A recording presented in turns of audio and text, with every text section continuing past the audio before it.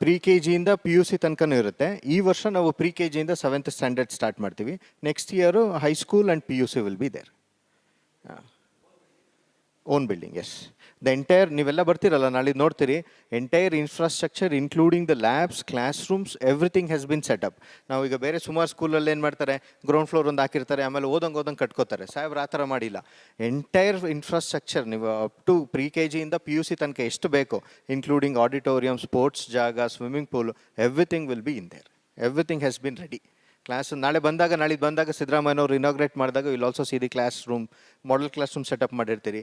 All the class rooms will be state of the art. ತುಂಬ tech ಸ್ಯಾವಿಯಾಗಿ class ರೂಮ್ಸ್ನ design ಮಾಡಿದ್ದಾರೆ.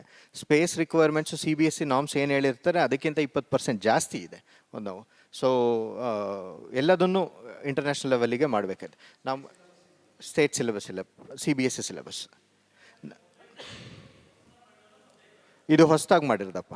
ಹೌದು, 2025ಕ್ಕೆ ಅಕಾಡೆಮಿಕ್ ಇಯರಿಗೆ ಸ್ಟಾರ್ಟ್ ಆಗ್ತಾ ಇರೋದು. ಅದು ನಮ್ಮ ಹಳೇದು, ಅದು ಗ್ರ್ಯಾಂಟಿನ್ 8 ಸ್ಕೂಲು ಮುಂಚೆಯಿಂದನೂ ಇದೆ. ಅದು ಆಲ್ಮೋಸ್ಟ್ ಗಾಂಧಿನಗರದಲ್ಲಿರೋದು. ಅದು ಇದೆ, ಇದು ಹೊಸ, ಅದು ಎಸ್. ಅದು ಸ್ಟೇಟ್ ಸಿಲೆಬಸ್ ಇದೆ, ಇದು CBSE ಸಿಲೆಬಸ್ ಇದೆ.